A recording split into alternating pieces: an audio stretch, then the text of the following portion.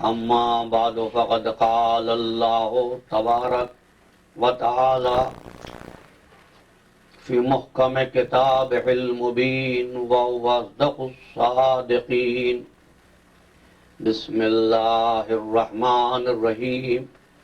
الله نزل أحسن الحديث كتابا متشابها مثانيا تقشعر منه جلود الذين يخشون ربهم ثم تلين جلودهم وقلوبهم إلى ذكر الله ذلك هدى الله يهدي به من يشاء ومن يضلل الله فما له من هاد. صلوات.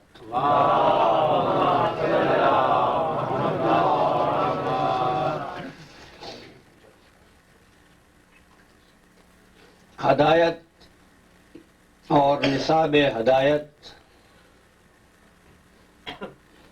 کے عنوان پر ہماری 7ویں گفتگو آپ کی معتبر سماعتوں کے لیے ہدیہ ہے.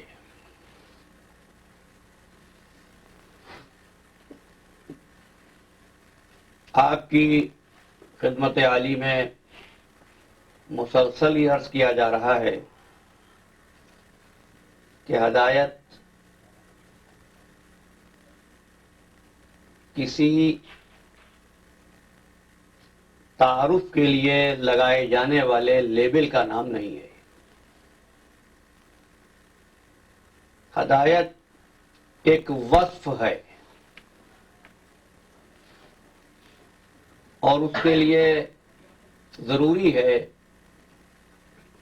کہ انسان میں احساس کی تڑپ پیدا ہو، کردار کی اصلاح ہو، مزاج کی درستگی ہو، نصاب ہدایت کو سیکھنے کا عزم ہو. اور اگر یہ تمام چیزیں آ جائیں تو انسان اتنا محترم ہو جاتا ہے کہ اگر وہ خود کو مسلمان بھی نہ کہے لیکن اس حقیقت کو دل میں جگہ دے دے تو قدرت اس کو وہ درجہ دیتی ہے جو وہ اپنے دوستوں کو یعنی اولیاء کو دیا کرتی ہے. اسی لیے ہم نے اپنی تیسری گفتگو میں عرض کیا تھا کہ قرآن نے اعلان کیا ان الذین آمنوا والذین ہادوا والصابئین والنصارى من آمن باللہ والیوم الآخر. کن کو اجر کی نوید سنائی؟ آمنوا والذین ہادوا، وہ لوگ جو ایمان لائے اور وہ لوگ جو یہودی ہیں، وہ لوگ جو صابی ہیں، وہ لوگ جو نصرانی ہیں. من آمن باللہ والیوم الآخر، اللہ اور یوم آخرت پر اگر ایمان لے آئیں، عمل صالح بجا لائیں، خواہ خود کو کچھ ہی کہتے رہیں. یہ بات نہیں ہے کہ اگر میں خود کو مسلمان کہنا شروع کر دوں تو نجات کی ضمانت مجھے مل گئی. نہیں، انحصار اس امر پر ہے کہ آپ نے ہدایت کی روح کو سمجھ لیا ہے، اور اگر وہ روح ہدایت مل جائے تو عزیز و منزل وہ ہوتی ہے کہ جہاں شاعر انقلاب جوش یہ کہتے ہیں ہم ایسے اہل نظر کو ثبوت حق کے لیے اگر رسول بھی نہ آتے تو صبح کافی تھی. اللہ کے وجود کا پتہ تخلیق کی نشانیوں سے، مشاہدات سے حاصل کیا جائے. یہی ہدایت ہے، یہی ہدایت کی بنیاد ہے. مشہور صحابی ہیں سرکار ختمی مرتبت محمد مصطفیٰ صلی اللہ علیہ وآلہ وسلم، حضرت ابو ذر غفاری. لیکن ایک بات آپ تک پہنچاؤں، حضرت ابو ذر غفاری سرکار دو عالم کی خدمت میں تشریف لانے سے پہلے ہی مسلمان ہو چکے تھے. حضور کی زیارت سے پہلے آپ اسلام قبول کر چکے تھے کسی تبلیغ کے نتیجے میں نہیں، ایک مشاہدے کے نتیجے میں۔ مشاہدہ یہ تھا کہ زمانہ جاہلیت میں حضرت ابو ذر غفاری نے ایک منت مانی کہ پروردگار اگر میرا یہ کام ہو جائے تو میں نظر یہ کروں گا کہ حلوہ پکا کر تیری بارگاہ میں پیش کروں گا۔ خدا کون تھا ان کا اس وقت؟ وہی بت جو ہاتھوں سے وہ تراشا کرتے تھے۔ اللہ نے فضل و کرم کیا، ابو ذر غفاری کا کام ہو گیا، اور ابو ذر غفاری نے حلوہ پکایا اور بت خانے میں لے کر پہنچے، اور بت کے سامنے رکھ کر کہا کہ اے خدا، ظاہر ہے مجھ سے مخاطب ہو رہے ہیں کہ تیری بڑی مہربانی، تو نے میرا کام کر دیا، میں نے جو وعدہ کیا تھا وہ بھی پورا کر دیا، اب یہ حلوہ حاضر ہے، حلوے کو کھا لو۔ ظاہر ہے کہ بت پر حلوے کا کیا اثر ہوتا؟ انہوں نے سر پہ ہاتھ رکھا، پچکارا، گڑ گڑائے، خوشامد کی، لیکن بت نے حلوہ نہیں کھایا۔ جب بت نے حلوہ نہیں کھایا تو ایک مرتبہ خیال آیا کہ یہ بت حلوہ کیا کھائے گا، یہ تو پتھر کا تراشا ہوا بت ہی تو ہے، ایسا تو نہیں ہے کہ میں غلطی کر رہا ہوں، جس کو خدا سمجھ رہا ہوں وہ خدا ہی نہ ہو۔ یہ خیال آیا۔ لیکن یاد رکھنا، جہاں بھی ہدایت و گمراہی کے پہچاننے کی کوشش ہوتی ہے وہ ابلیس بھی اپنا کام کرتا ہے۔ جیسے یہ خیال آیا کہ اگر یہ بت سچا خدا ہوتا تو میرا حلوہ کھاتا، ابلیس وہاں پہنچا۔ ابو ذر کیوں بہکتے ہو؟ ابو ذر کیوں دل میں شک لاتے ہو؟ تمہیں معلوم نہیں ابراہیم نے یہی کہا تھا، خدا وہی تو ہے جو نہ کھاتا ہے نہ پیتا ہے۔ خیال پھر بدل گیا کہ ہاں سچی بات یہ ہے کہ خدا تو وہی ہے جو کھاتا نہیں ہے، جس کو کھانے کی ضرورت نہیں ہے۔ اب خیالات کی کشمکش میں ابو ذر گرفتار ہے۔ ایسے میں کیا دیکھا کہ ایک نجس ترین جانور کتا وہاں پر پہنچا اور اس نے پہنچ کر حلوے کو کھانا شروع کر دیا۔ پھر غصہ آیا، پھر خیال آیا کہ یہ کیا بات ہوئی کہ یہ اگر خدا ہوتا تو اس کتے کو حلوہ کھانے سے تو روک لیتا۔ جب یہ خیال آیا تو ابلیس نے پھر اپنا کام کیا کہ ابو ذر کیوں غلطی کر رہا ہے؟ کیا یہ کتا اس کی مخلوق نہیں ہے؟ دیکھیں کس طریقے سے حربے ہو رہے ہیں، کس طریقے سے نصاب ہدایت سے دور کیا جا رہا ہے۔ ابھی یہ ہو ہی رہا تھا کہ ابو ذر غفاری نے یہ دیکھا کہ کتے نے حلوہ کھانے کے بعد بت کے ساتھ وہ کیا۔ اب جو کچھ لکھا ہوا ہے میں یہاں سے بیان نہیں کر سکتا، لیکن جب بت کے ساتھ اس نے بے حرمتی کی، توہین کی، اس کو گندا کیا، تو ابو ذر نے کہا کہ نہیں، اب تو یہ کیا کہتے ہیں، اٹس ٹو مچ ناؤ۔ اس لیے کہ اب یہ منزل وہ آ گئی کہ اگر خدا ہوتا تو کم از کم بت کو اس عمل سے ضرور روک دیتا۔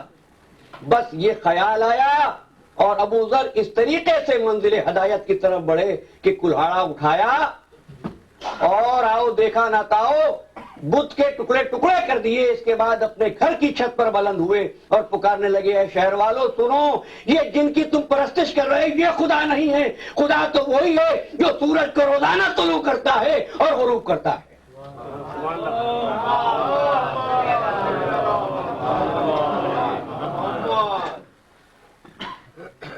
اسی لیے ارشاد ہوا، تلک الایام نداولها بین الناس، یہ دنوں کا الٹ پھیر ہے۔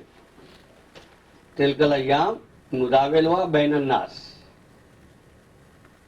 جو ہم لوگوں کے درمیان میں شب و روز کی گردش کرتے ہیں، یہ تبدیلی انفرادی بھی ہوتی ہے اور اجتماعی بھی ہوتی ہے۔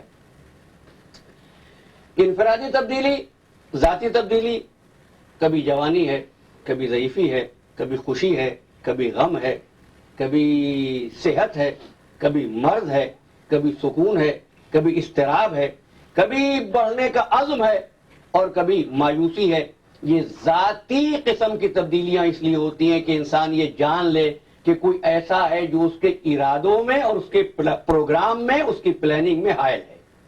یہی وہ چیز ہے جو مولا کائنات علی ابن ابی طالب علیہ الصلوۃ والسلام نے فرمائی۔ عرفت اللہ بفسق العزائم ونقض الہمم، میں نے اللہ کو پہچانا ہے ارادوں کے ٹوٹ جانے اور ہمتوں کے شکستہ ہو جانے سے۔ اجتماعی تبدیلیاں کیا ہوتی ہیں؟ کبھی دوست وفادار ہیں، کبھی ملنے والے دھوکہ دے رہے ہیں، کبھی اچھا ہمسایہ ہے، کبھی خراب ہمسایہ ہے، کبھی عادل حکمراں ہے، کبھی ظالم حکمراں ہے، کبھی تکلیفیں ہی تکلیفیں ہیں جو معاشرے کی طرف سے ملتی ہیں، احباب کی طرف سے ملتی ہیں۔ یہ اجتماعی تبدیلیاں ہیں۔ یہ اجتماعی تبدیلیاں تلک الایام نداولها بین الناس کیوں ہوتی ہیں؟ اس لیے کہ انسان ضدوں کو دیکھ کر حقیقتوں کو پہچان لے، بس میں اپنے عنوان سے، اپنے مدعا سے قریب ہو رہا ہوں۔ تعرف الاشیاء باضدادها، چیزیں اپنی ضد سے پہچانی جاتی ہیں۔ ہدایت کیسے سمجھ میں آتی اگر گمراہی نہ ہوتی؟ آدم کیسے سمجھ میں آتے اگر ابلیس نہ ہوتا؟ روشنی کیسے سمجھ میں آتی اگر اندھیرا نہ ہوتا؟ نور کیسے سمجھ میں آتا اگر ظلمت نہ ہوتی؟ لیکن انتظام یہ کیا عزیزو اس نے، یہ انتظام نہیں ہے کہ فقط خیر میں سے تھوڑی سی زحمت کیجئے، آپ حضرات آگے بڑھائیے۔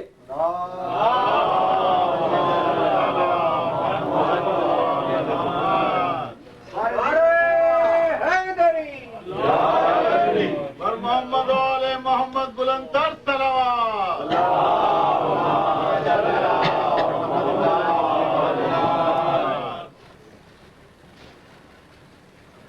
کہ اس نے یہ انتظام کیا کہ تمہاری خلقت کے بعد تمہارا سب سے بڑا امتحان یہ ہے، یہ نہیں ہے کہ وحدت میں بیٹھ کر ایک کو مان لو، نہیں، اس طرح کثرت میں رہو وحدت کا جلوہ ذہن میں سمایا رہے۔ تبھی تو اس نے نور کو تاریک کوئلے میں رکھ دیا۔ دوسرا جملہ کہہ رہا ہوں، نور کو تاریک کوئلے میں رکھ دیا اور موسیٰ کو فرعون کے گھر میں پروان چڑھا دیا۔ اور عزیزو، وہ منزل بھی شاید آپ تک یہ حقیقت نہ پہنچی ہو کہ جس وقت اللہ کا خلیل منجنیق سے نکل کر آگ کی طرف بڑھ رہا تھا، آگ کے شعلے بلند ہیں، ابھی آگ میں پہنچے نہیں ہیں، ابراہیم کو آگ میں ڈالا جا رہا ہے، آگ کے قریب ہو رہے ہیں، اور ایسا عالم ہے، ایسا منظر ہے کہ صفوف ملائکہ میں ہلچل مچ گئی ہے۔ جبریل کہتے ہیں پروردگار، ایک تیرا موحد، اس کو جلا دیا جائے؟ کہ جبریل، آگ میں ابراہیم ڈالے جا رہے ہیں، تم کیوں پریشان ہوتے ہو؟ کہ پروردگار ترس آ رہا ہے، رحم آ رہا ہے، مدد کرنے کو جی چاہ رہا ہے۔ کہ اچھا جا کے دیکھ لو، اگر ابراہیم مدد لیں تو مدد بھی کر دو۔ اللہ نے ابراہیم کی مدد کے لیے جبریل کو اجازت دے دی۔ کیا بتانا جبریل اللہ ہے یا غیر اللہ ہے؟ جبریل غیر الہ ہے نا، اور اللہ غیر الہ کو مخلوق کی مدد کے لیے بھیج رہا ہے۔ ایک بات تو طے ہو گئی کہ اگر غیر اللہ سے مدد مانگنا شرک ہوتا تو اللہ جبریل کو اجازت نہ دیتا ابراہیم کی مدد کی۔ اب جبریل نے جا کر آگ کے شعلوں اور ابراہیم کے درمیان میں اپنے پر کو حائل کر دیا، آگ کی حرارت کچھ کم ہو گئی۔ خلیل خدا، کیا کہوں، آتش نمرود میں خلیل کود پڑا، آتش نمرود میں عشق خلیل، عقل محو تماشائے لب بام رہی۔ دیکھیے آپ کے ذہنوں میں ہماری گزشتہ گفتگو ہو، عقل محو تماشائے لب بام رہی۔ بس تھوڑی سی بات آج کروں گا، اس لیے کہ میرے ایک نہایت معزز کرم فرما نے یہ کہا کہ گفتگو بہت آہستگی سے آگے بڑھ رہی ہے، مجھے احساس تو ہے، لیکن ایک بات کرنا چاہتا ہوں، ذرا عقل اور چالاکی کے فرق کو سمجھ لیا جائے، جس کو آپ کیا کہتے ہیں، جینیس اور ایول جینیس۔ تو عقل و چالاکی میں تھوڑا سا فرق ہے، بس کوشش کر رہا ہوں، اگرچہ کہ آج بہت تکان محسوس کر رہا ہوں۔ تو اب ابراہیم یہ کہتے ہیں، یہ کون ہے جو مجھے امتحان کی منزل میں جانے سے روک رہا ہے؟ بھائی جبریل آئے بچانے کے لیے، ابراہیم کو چاہیے خوش ہو جائیں، نہیں کہتے مجھے کون روک رہا ہے اس امتحان کی منزل میں جانے کے لیے، جانے سے کون روک رہا ہے؟ آواز دی، اے خلیل خدا، میں ہوں جبریل، تیری مدد کے لیے آیا ہوں، کیا تجھے مدد کی ضرورت نہیں ہے؟ فرمایا اگر تیری طرف سے ہے تو نہیں ہے، اگر یہ مدد تیری طرف سے ہے تو مجھے مدد نہیں چاہیے۔ لیکن آپ دیکھتے ہیں اس واقعے میں، اس وقت جب کہ ابراہیم آگ کی طرف بڑھ رہے تھے، اب تاریخ نے لکھا کہ کسی بلندی سے نمرود کی بیٹی،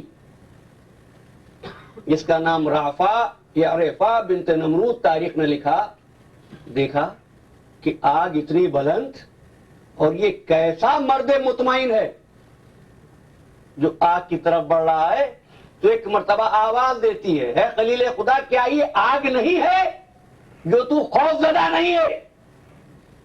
کہا یہ آگ ہی تو ہے، یہ تو آگ ہی ہے، لیکن یہ جان لے اس آگ کو حرارت کا اثر دینے والا میرا اور تیرے باپ کا خالق ہے، تیرا باپ خدا نہیں ہے۔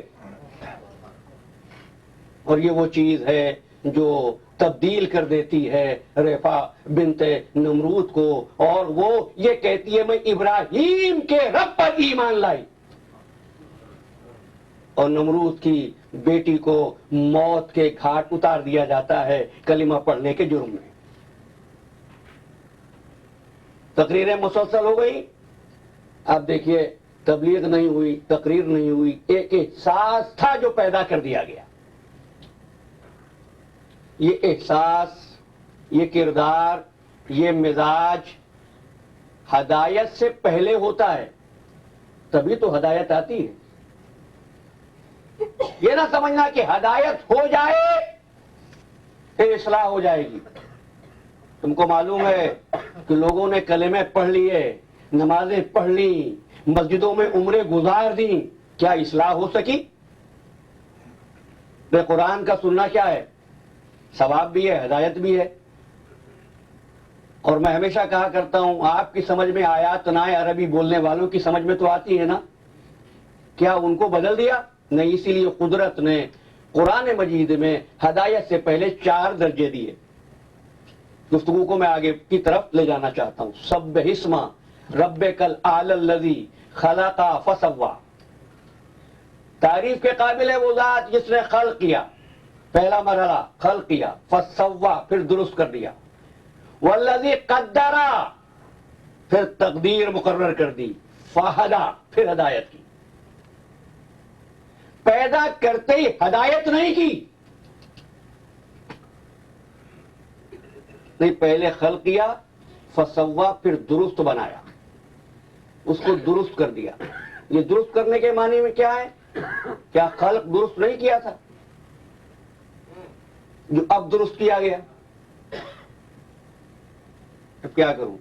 لفظ خلق اس پہ گفتگو ہو تو گفتگو بہت خشک ہو جائے گی، اب میری فکر کے ساتھ دیجیے۔ سبحان سبح اسم ربک الاعلی الذی خلق فسوی، خلق کیا، درست کیا، والذی قدر پھر تقدیر دے دی۔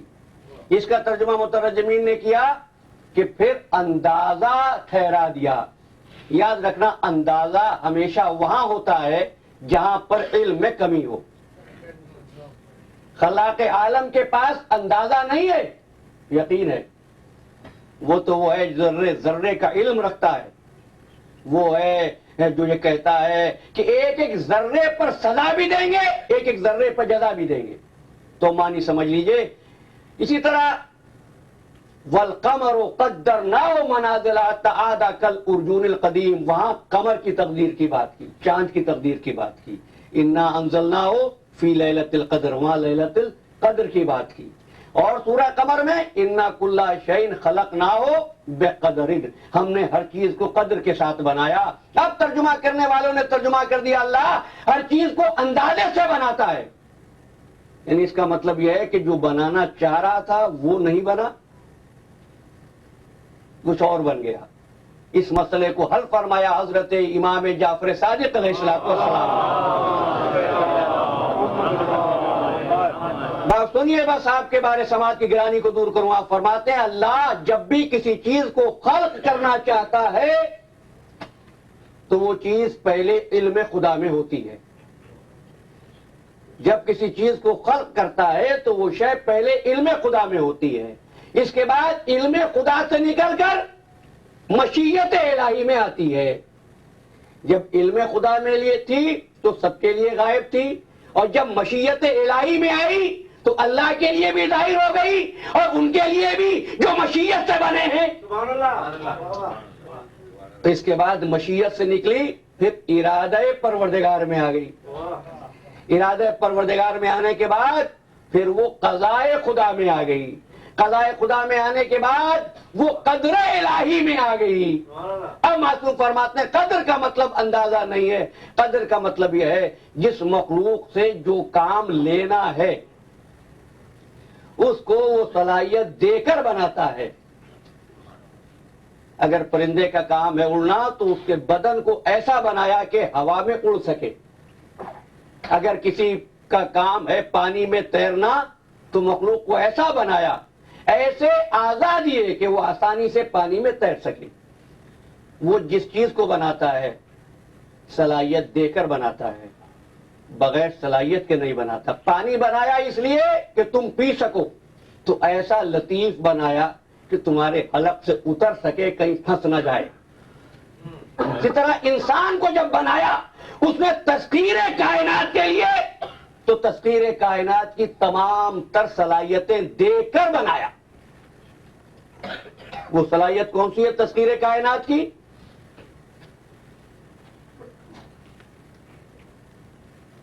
ہم نے کل تک کس نقطے تک گفتگو کی تھی؟ وہ تسخیر کائنات کی صلاحیت کا نام ہے عقل، اور عقل کے نتیجے میں انسان کو حاصل ہوتا ہے اختیار عمل. اگر وہ اختیار انسان کو نہ دیتا تو انسان نہ سزا کے لائق تھا نہ جزا کے لائق تھا. یہ اختیار ہے جو اس کو جزا و سزا کے لائق بناتا ہے. اس لیے جب آ کر کسی نے فرزند رسول صادق آل محمد سے پوچھا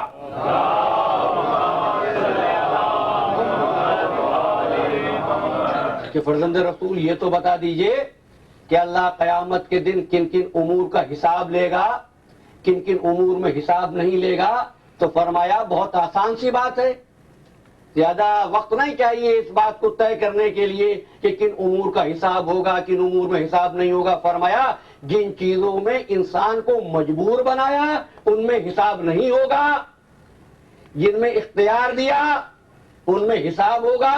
وہ یہ نہیں پوچھے گا تیرا قد لمبا کیوں تھا، وہ یہ نہیں پوچھے گا تیرا رنگ گورا کیوں تھا، کیونکہ یہاں مجبور تھا. ہاں جس میں اختیار تھا کہ ہم نے حکم دیا کہ اطاعت کر، تو نے نافرمانی کیوں کی تھی، ہم نے کہا تھا میدان میں جا، تو میدان سے بھاگا کیوں تھا.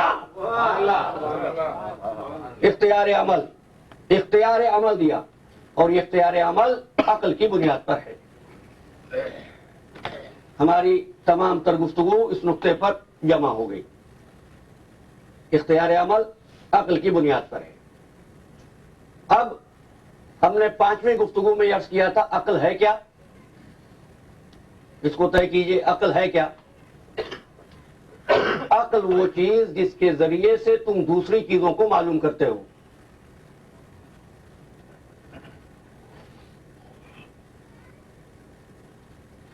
لیکن اگر تم یہ معلوم کرنا چاہو عقل کیا ہے تو معلوم نہیں کر سکتے.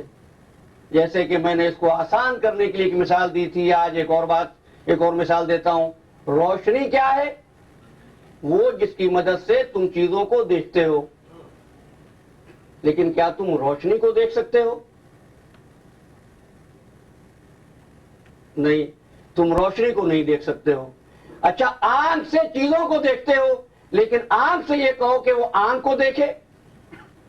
آنکھ کو نہیں دیکھ سکتی، عقل کو نہیں سمجھ سکتی.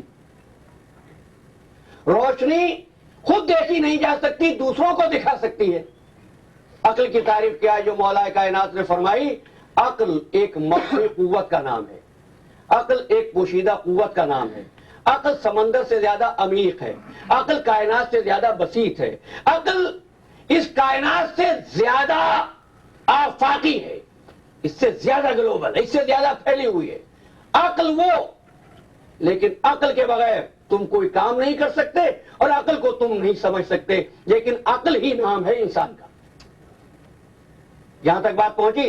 دیکھیے اتنی خاموشی سے سنیں گے تو بات مشکل ہو جائے گی.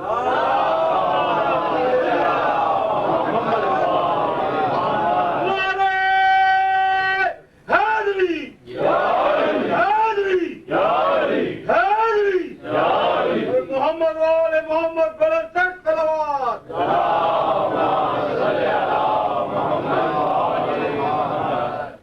عقل کو تم نہیں دیکھ سکتے، عقل کو تم نہیں سمجھ سکتے، لیکن عقل کا نام ہی انسان ہے.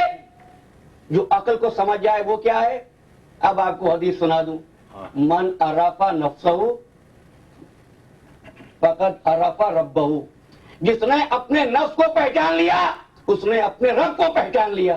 اس لیے کہا گیا ہے کہ یہ سب سے مشکل کام ہے اپنے آپ کو پہچاننا، اس عقل کو پہچاننا. اس لیے دعائے مشمول کا پہلا جملہ ہے یا مولا کائنات تعلیم فرماتے یا من لا یعلم ما ہوا ولا کیف ہوا ولا ایسا ہوا ولا این ہوا الا ہوا. کوئی نہیں جانتا کہاں ہے وہ، کوئی نہیں جانتا کیسا ہے وہ، کوئی نہیں جانتا کس حیثیت میں ہے وہ، مگر وہ جانتا ہے. من عرف نفسہ فقد عرف ربہ. یہ بات اس لیے کہ انسان اس عقل کو پانے کے بعد کوئی فعل قبیح نہ کرے. فعل قبیح کسے کہتے ہیں؟ برا کام، بری بات. بری بات کیا ہوتی ہے؟ تم سمجھو گے، سوچتے ہو گے برا کام چوری کرنا، برا کام کھیل میں وقت گزار دینا. یقیناً وہ افس کام ہے، ہم پہلے بات کر چکے ہیں. لیکن بری بات کیا ہے؟ ما یذم بہ عند العقلاء. ہر وہ کام عقل فطری رکھنے والے جس کی مذمت کریں وہ برا کام ہے. عقل فطری رکھنے والے جس کو برا کہیں. اور اب آپ سے ایک بات کہتا ہوں، آدم سے نوح تک کائنات کی پوری ہدایت کا کام انسان کی عقل پر تھا. اس سے پہلے نہ شریعت تھی نہ کوئی کتاب تھی. تو میں نے کہہ دیا. اب قرآنی دلیل سنو. شرع لکم من الدین ما وصی بہ نوح. شریعت کب سے آئی؟ حضرت نوح علیہ السلام سے. حضرت نوح سے پہلے کوئی شریعت نہیں. کس پر بھروسہ ہے اللہ کو؟ عقل انسانی پر. کس طرح بھروسہ کرے؟ یہ نہ دیکھو یہودی ہے، یہ نہ دیکھو نصرانی ہے، یہ نہ دیکھو کافر ہے. بس اس کی عقل کو مخاطب کر کے یہ پوچھو ظلم کرنا کیسا ہے. وہ کہے گا ظلم کرنا برا ہے. اس سے پوچھو سچ بولنا کیسا ہے، وہ کہے گا سچ بولنا اچھا ہے. ہر آدمی خواہ وہ مسلمان ہو، خواہ وہ مجوسی ہو، خواہ وہ مشرک ہو، وہ سچ کی تعریف کرے گا، جھوٹ کو برا کہے گا. جہاں جہاں عقل میں انسانی مفاد شامل ہوا وہ عقل چالاکی بنی اور معنی بدل گئے. جب تک عقل خالص رہی، فطری رہی، بات ایک ہی کہتے رہے. اور اللہ کو بھی بھروسہ رہا کہ اگر عقل ہے تمہیں ضرورت نہیں کسی پیغمبر کی. کل بات یہاں سے شروع کروں گا. اگر تمہارے پاس عقل فطری ہے اور عقل فطری کو استعمال کرو تو یہ نہ دیکھنا آنے والا یہودی ہے یا مسلمان ہے. فیصلہ انصاف سے کرنا، فیصلہ انصاف سے کرنا. یہاں تک میں نے بات کہہ دی، بات آسان بھی ہو جائے اور کچھ سماعت کی گرانی بھی کم ہو. حضرت عمر بن خطاب کے زمانے میں، جب میں نے کہا زمانے میں تو اس کا مطلب یہ حضرت عمر رضی اللہ تعالی عنہ کے اسلام لانے کے بعد. کا یہ واقعہ تاریخ نے لکھا، ذرا کردار کو دیکھیے گا۔ یہودی اور مسلمان میں جھگڑا ہوا، یہودی اور مسلمان میں جھگڑا ہوا۔ یہودی نے یہ کہا کہ میں چاہتا ہوں کہ اس امر کا فیصلہ تمہارے رسول کے پاس ہو جائے۔ یہ ہے کردار محمد کہ یہودی یہ کہہ رہا ہے کہ فیصلہ تمہارے رسول کے دربار میں ہو جائے۔ آگے مسلمان اور یہودی، سرکار ختمی مرتبہ نے مقدمہ سنا، اس کے بعد یہودی کے حق میں فیصلہ دے دیا۔ یہودی مطمئن ہوا، مسلمان باہر نکلا، اس کے بعد کہنے لگا نہیں، سرکار دو عالم کے قریبی اصحاب میں حضرت عمر بن خطاب رضی اللہ تعالی عنہ بھی ہیں، ہم ان کے پاس چلیں گے فیصلہ کرنے کے لیے۔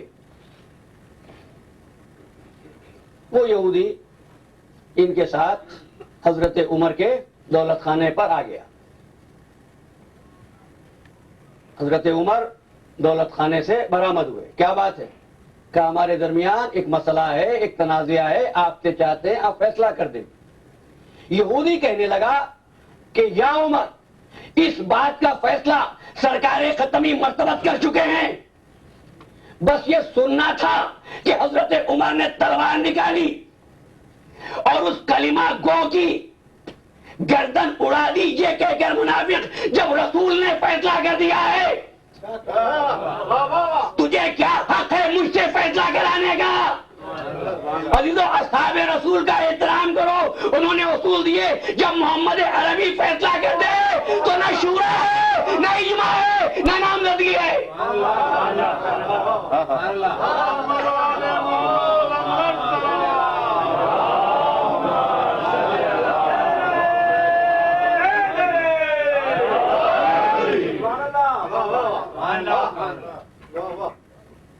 حضور کے فیصلے کے بعد کسی امر کی گنجائش نہیں۔ کیوں؟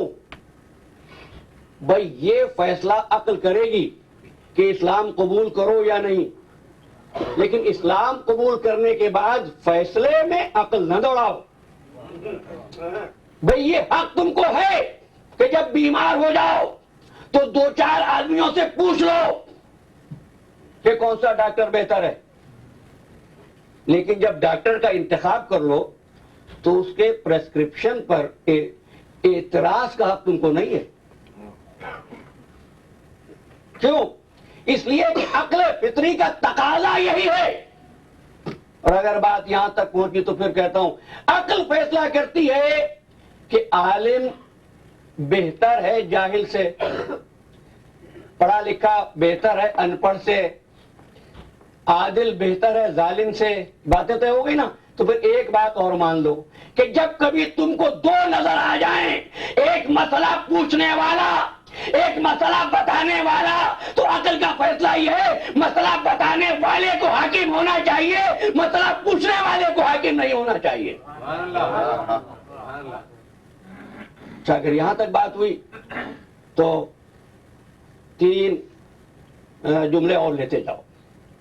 انسان غلطی تین بنا پر کرتا ہے، تین وجوہات کی بنا پر غلطی کرتا ہے۔ یا تو اس کو علم نہ ہو کہ یہ کام غلط ہے یا صحیح ہے، عدم علم۔ دوسری غلطی اس لیے کرتا ہے، دوسری وجہ اس لیے یہ ہوتی ہے کہ وہ جانتا تو ہے کام برا ہے، لیکن اس کی ضرورت اس کو مجبور کر رہی ہے۔ مثلا یہ جانتا تھا کہ چوری کرنا بری بات ہے، لیکن بچے بھوک سے مر رہے تھے، تو کیا کرے گا؟ چوری کر لے گا روٹی کی، اپنے بچوں کی زندگی بچانے کے لیے۔ احتیاج۔ تیسری بات، علم بھی ہے، ضرورت بھی نہیں ہے، لیکن کوئی بلند طاقت ہے جو مجبور کر رہی ہے کہ یہ کام کر ورنہ تجھ کو سزا دیں گے، تو اس سے غلطی ہو جاتی ہے۔ انسان ان تین وجوہات میں سے تینوں یا کسی ایک وجہ کی بنیاد پر غلطی کرتا ہے۔ پھر سمجھ لیجئے، عدم علم، احتیاج ضرورت یا کوئی بالا طاقت۔ پروردگار سے غلطی اس لیے نہیں ہوتی کہ اس کے پاس علم میں کمی ہے، نہیں، وہ اللہ بکل شیء علیم، وہ ہر شے کا جاننے والا ہے۔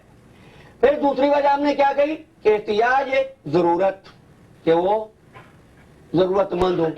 اللہ کو کسی چیز کی ضرورت ہے نہیں، قل هو اللہ احد اللہ الصمد، وہ بے نیاز ہے، ضرورت مند بھی نہیں ہے۔ تیسری بات، کوئی بلند طاقت مجبور کرے، اللہ سے بلند کون ہے؟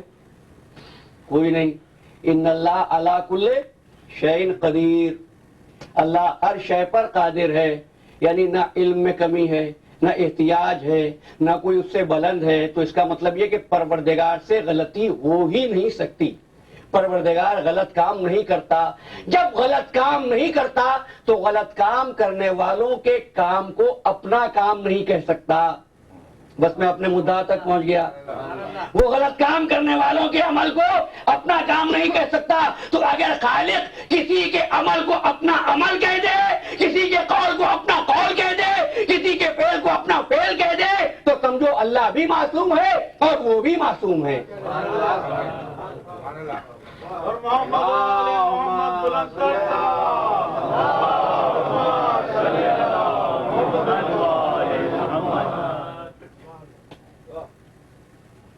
ایک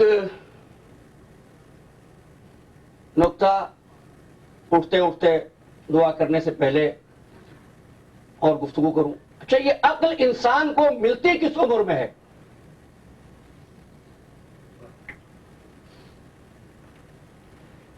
دیکھو، 15 برس کی عمر میں آپ کہتے ہیں بچہ بالغ ہو گیا ہے۔ آج تک آپ نے سنا عاقل ہو گیا ہے؟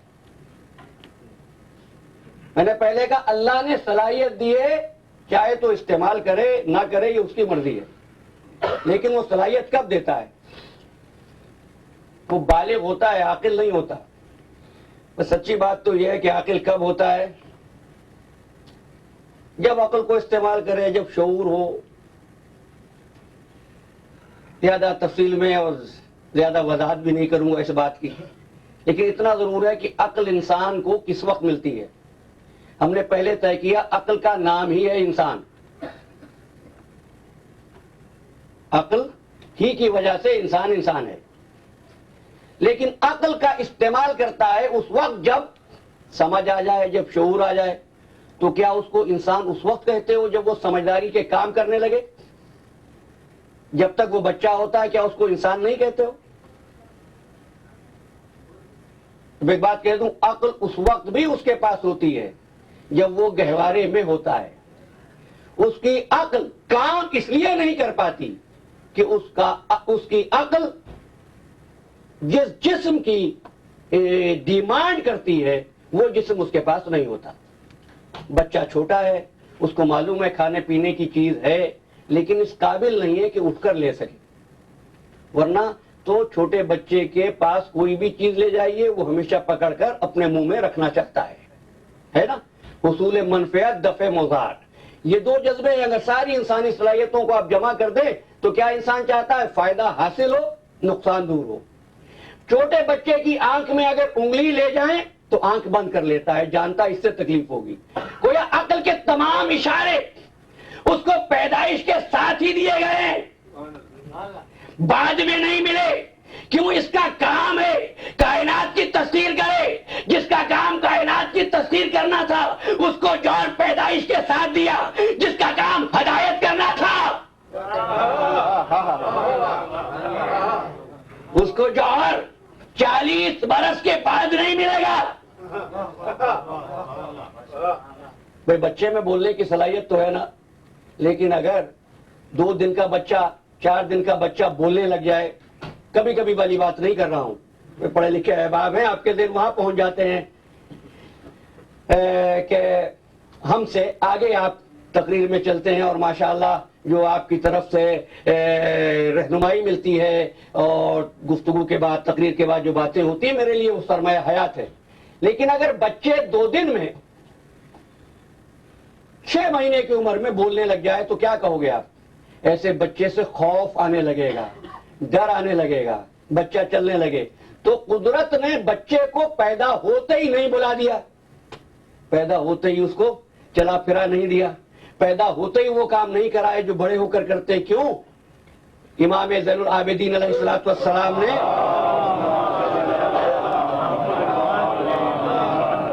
فرمایا ہے کہ میرا رب اتنا بلند ہے، اس کی سب سے بڑی جو صفت ہے، بے عیبی ہے، وہ یہ ہے کہ وہ اپنے کام میں جلدی نہیں کرتا.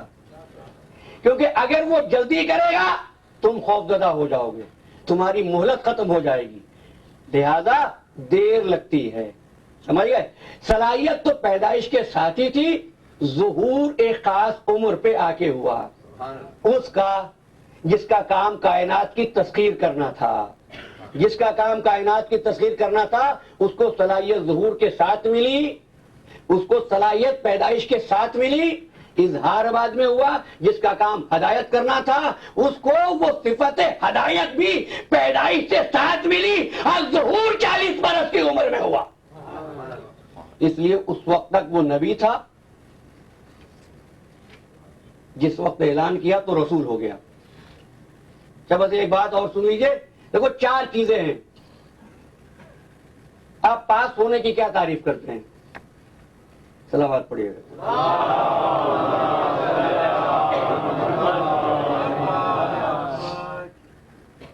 محمد و آل محمد بلندر صلوات.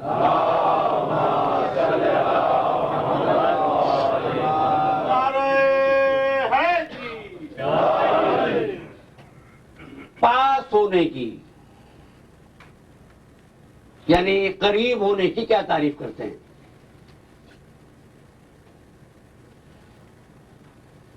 عامر عسکری صاحب میرے قریب بیٹھے ہیں،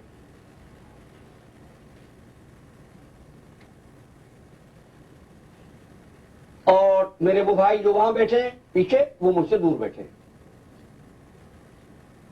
لیکن یہ رومال جو میرے پاس، یہ تسبیح جو میرے پاس ہے، یہ میرے قریب ہے، میرے پاس ہے. اب ڈیفینیشن یاد کرو. قربت اس فاصلے کو کہتے ہیں جو ناپی جا سکے، جو ناپی جا سکے. عربی زبان میں وہ فاصلہ جس کو ناپا نہ جا سکے اس کو دنو کہتے ہیں. دال نون الف کیا ہے؟ دنا. ایسی قربت کہ جہاں فاصلہ نہ ہو. اب ایک بات کہوں پھر آگے جاؤں گا. دیکھو عقل میں، عطائے عقل میں اور خلقت انسان میں کوئی فاصلہ نہیں ہے، وہ دونوں ہے. قربت کا فاصلہ ناپا جا سکتا ہے، دونوں والا فاصلہ نہیں ناپا جاتا.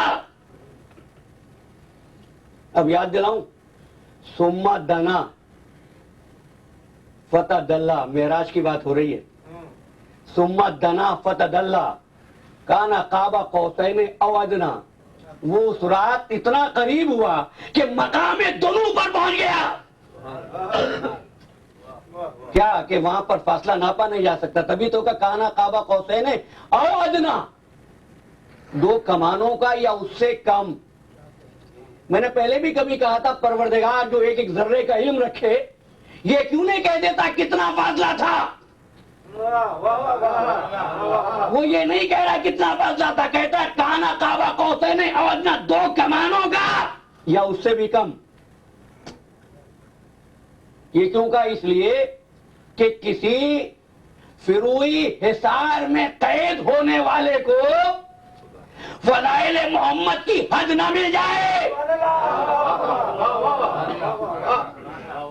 اس لیے فاصلہ مقام دونوں پر آیا. باتیں تو اور بھی ہیں، ایک مقام لدن بھی ہے کہ جو بالکل الگ ہو جاتی ہے چیز. جنت میں پھل قریب نہیں ہوگا، مقام دونوں پر ہوگا. کیوں؟ جنتی جو پھل چاہے گا ہاتھ بڑھائے گا اور مل جائے گا. یہ مقام دونوں. آپ کے پاس گاڑی ہے؟ ہے ماشاءاللہ، آپ سب صاحبان کار ہیں. کہاں ہے؟ باہر ہے. ایسی چیز کو کیا کہتے ہیں؟ اندیت. لدن کسے کہتے ہیں؟ آپ کے پاس علم ہے؟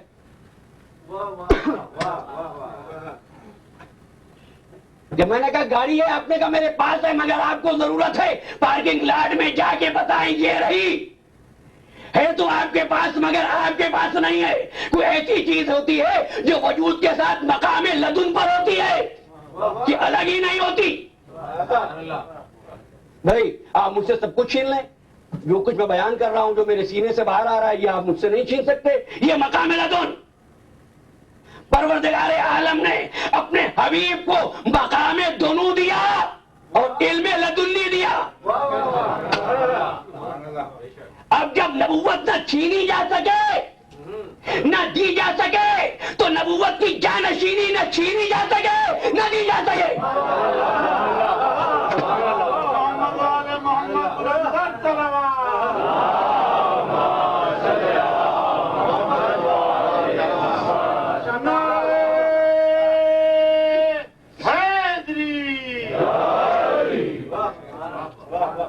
ہم بہت آسانی سے مشکل ترین منزل سے گزر گئے.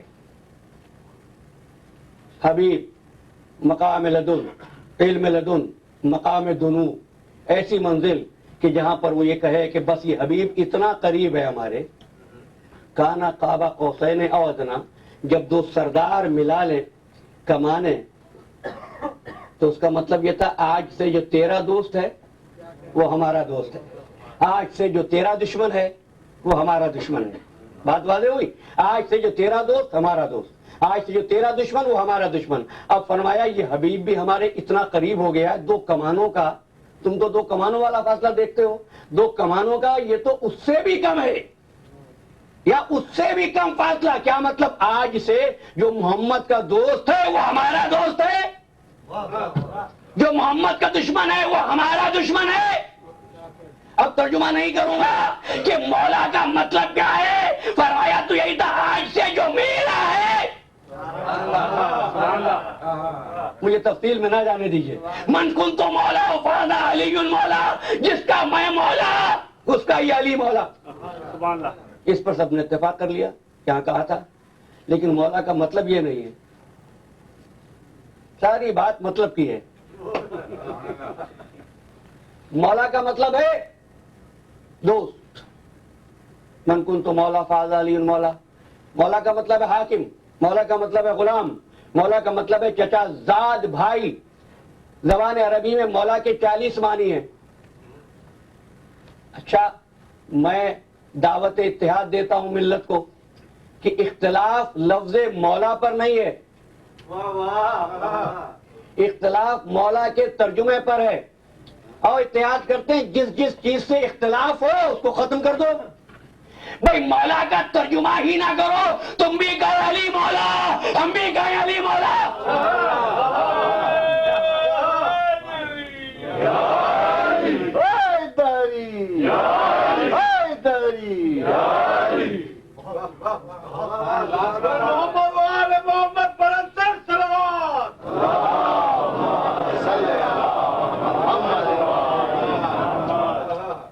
اچھا جس کو مقام دنو مل جائے، جس کو مقام لدن مل جائے، اس کے لیے دنیا کا یہ مقام کیا معنی رکھتا ہے؟ اس کے لیے دنیا کی یہ چیزیں کیا رہ جاتی ہیں؟ اس کے لیے حیات اور موت جن معنوں میں تم دیکھتے ہو اس کے لیے نہیں ہوتی. ان کے لیے تو معنی یہ ہوتے ہیں کہ اگر باپ یہ کہہ رہا ہو انا للہ و انا الیہ راجعون، اور بیٹا یہ کہ بابا اس وقت انا للہ و انا الیہ راجعون کی تلاوت کا سبب کیا ہے؟ فرمایا بیٹے کوئی یہ کہہ رہا تھا قافلہ آگے آگے جا رہا ہے اور موت اس کے پیچھے پیچھے آ رہی ہے. کہتا ہے بابا یابت السنا علی الحق، کیا ہم حق پر نہیں ہیں؟ کہ بیٹے ہم حق پر ہیں. کہ بابا جب حق پر ہیں تو پھر موت سے ڈر کیسا؟ یہ مصائب کا واقعہ نہیں ہے، یہ نصاب ہدایت ہے کہ جب اپنے امر کے حق ہونے کا یقین ہو جائے پھر پرواہ نہ کرو کہ جان رہتی ہے یا جان جاتی ہے. نہیں، پھر مقام دنویت حاصل ہو. آپ سمجھے یہ کس نوجوان کی بات تھی؟ یہ خدا کے حبیب کا حبیب تھا. جس کے لیے حسین ابن علی کا جملہ یہ ہے اذا كنا اشتقنا الى نظر، نبی یہ کہا نظرنا الى وجه علی اکبر، جب ہم پروردگار تیرے نبی کی زیارت کا ارادہ کرتے تھے، جب دل چاہتا تھا پیغمبر کی زیارت کریں تو علی اکبر کے چہرے کو دیکھ لیتے تھے. یہ ہے علی اکبر. کربلا میں 18 برس کا سن تھا. علی اکبر کو 18 برس تک پھوپھی نے پالا تھا. مدینے سے کربلا تک کے سفر میں زینب نے کبھی یہ نہیں پوچھا اون محمد کہیں دھوپ میں تو نہیں ہے، لیکن جب بھی پوچھا تو یہ پوچھا اکبر بیٹا دھوپ آ رہی ہے، اپنے چہرے پر کوئی کپڑا ڈال لو. علی اکبر پیاس تو نہیں لگ رہی؟ ایسا بیٹا تھا علی اکبر اس گھر کا. ایک مرتبہ حسین ابن علی بیٹھے تھے، ام لیلہ مخاطب ہو کے کہتی ہے سید و سردار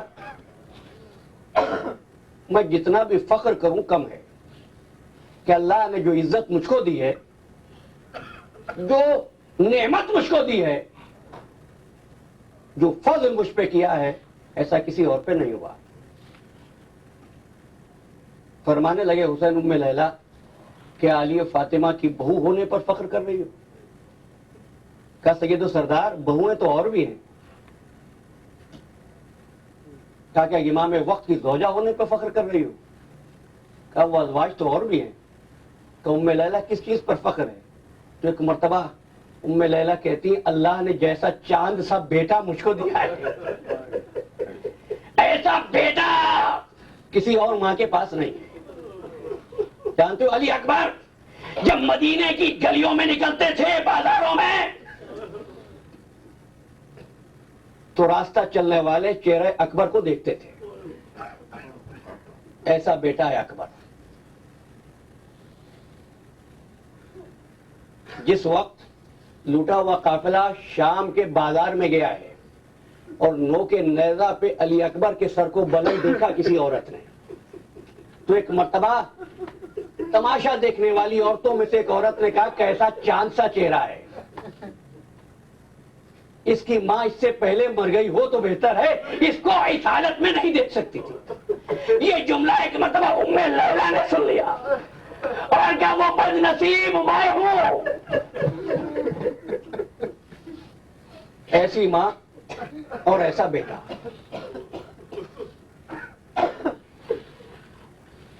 یہاں تک کہ 10ویں محرم کا دن آ گیا. حسین کا حکم تھا تقدم ولدی، بیٹے تم بڑھو. تو ایک مرتبہ علی اکبر ماں کے خیمے میں آئے. اماں علی اکبر سلام کرنے آیا ہے. بیٹا سلامت رہو. کیا بات ہے؟ اماں میں نے زندگی میں تجھ سے کبھی کچھ نہیں مانگا، میں نے کبھی کوئی سوال نہیں کیا معذر گرامی، آج کچھ مانگنے آیا ہوں. بیٹا کہو کیا مانگنا چاہتے ہو؟ اماں وعدہ کرے مان لو گی. اماں وعدہ کر لو. علی اکبر مان تو صحیح میرے چاند، تو کیا مانتا ہے؟ تو ایک مرتبہ علی اکبر کہتے ہیں معذر گرامی مجھ کو مرنے کی اجازت دے دو. اب تو جس بیٹے نے کبھی نہیں کچھ مانگا، کبھی کچھ نہیں مانگا، اس نے ماں سے آگے مرنے کی اجازت مانگی. صاحبان اولاد ذرا سوچنا دل پہ کیا گزری ہوگی. ایک مرتبہ علی اکبر کو سینے سے لگایا میرے لال تو نے مرنے کی اجازت مانگی، میں نے تجھ کو اجازت دے دی.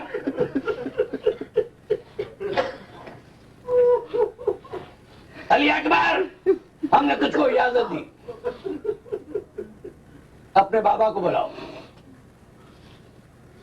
والی سید و سردار علی اکبر مرنے کے لیے جا رہے ہیں. میرا دل چاہتا ہے کہ میں علی اکبر کو آج گھوڑے پہ خود سوار کراؤں، شاید میں پڑھ سکوں. اس روایت کو میں کبھی تمام نہیں کر پاتا. تو ایسا کرو سید و سردار گھوڑے کو خیمے میں لے آؤ. میں فاطمہ زہرا کی خدمت میں اپنے ہدیے کو سجا کر بھیجنا چاہتی ہوں. وہ آ گیا. ام لیلا نے گھوڑے کی لگام پکڑی، علی اکبر کو گھوڑے پہ سوار کرایا، پھر رکاب کو تھاما، میرے لال یا علی کہہ کے میدان کی طرف جاؤ، میں کہوں گا حاجرہ میرا کربلا کے میدان میں آ جاؤ۔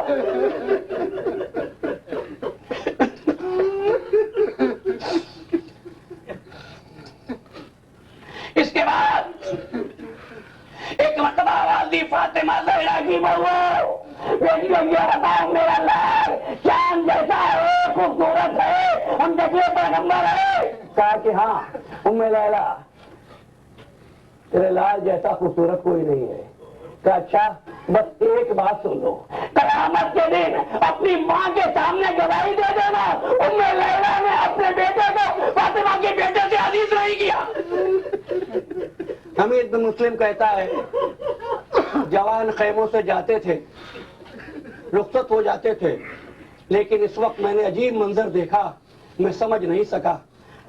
3 مرتبہ قنات کا پردہ اٹھا اور 3 مرتبہ پردہ گرا، پردہ اٹھا اور پردہ گرا، اور جب گھوڑا برآمد ہوا ہے خیمے سے تو گرد اڑی، اس کے بعد ماتم کی آواز آئی۔ زینب نے خیمے میں چکر لگایا اور ایک پتھر اٹھا کے اپنی پیشانی پہ مار لیا۔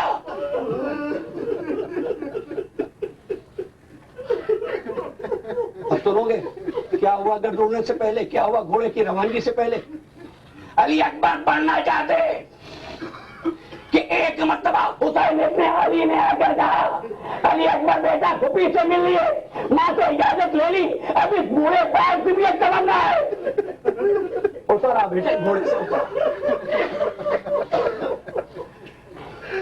خیمے میں لے گئے، صندوق کھولا، نانا کی ہوا نکال کے دوش پہ ڈالی، نانا کا ماما سر پہ رکھا، پروردگار گواہ رہنا ہم تکلے پیغمبر مرنے کے لیے جا رہا ہے۔ اجرکم اللہ۔ علی اکبر گھوڑے پہ سوار ہوئے، اب روانہ ہونے لگے۔ میرے زبان میں قوت گویائی نہیں کہ پوری روایت پڑھ سکوں، ہم جب روانہ ہو رہے تھے ایک مرتبہ کسی بیوی نے آ کے مجھ پہ ہاتھ رکھا، اکبر کون ہے؟ دیکھا چاہنے والی پھوپھی ہے۔ علی اکبر جا رہے ہو؟ پھوپھی اماں آپ نے اجازت دے دی ہے، اب روکتی کیوں ہے؟ کہا میرے لال روکنے کے لیے نہیں آئی۔ اکبر بیٹا اپنی باہیں میری گردن میں ڈال دو، جانے سے پہلے ایک مرتبہ تیری پیشانی کا بوسہ لے لوں، اس لیے کہ جب تیرے پاس آؤں گی تیرا چاند کا چہرہ بوسہ لینے کے قابل نہ ہوگا۔ علی اکبر نے سر جھکایا، زینب نے بوسہ لیا علی اکبر کی پیشانی پر۔ اب چاہتے ہیں بلند ہو، اب چاہتے ہیں روانہ ہو، گھوڑے پہ سوار ہو چکے۔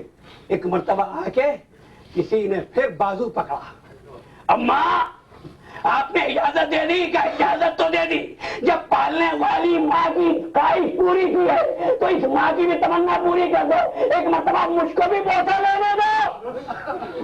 علی اکبر کی پیشانی پہ ام لیلا نے بوسہ لیا۔ علی اکبر آگے بڑھے، گھوڑے نے چند قدم بڑھائے، اب کیا ہوا؟ ایک مرتبہ گھوڑا رک گیا۔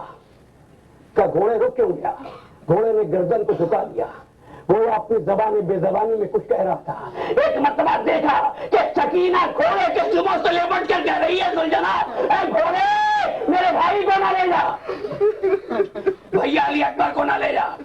آواز دی سکینہ کھڑی ہو جاؤ، بھائی کا حکم تھا، بچی کھڑی ہوئی۔ اس کے بعد کہتی ہے بھیا، تو بھی اماں نے بوسہ لے لیا، اماں نے آپ کے چہرے کا بوسہ لے لیا، میں یہ نہیں کہتی بھیا گھوڑے سے اترو، ہاں بس اپنا پاؤں رکاب سے نکال لو،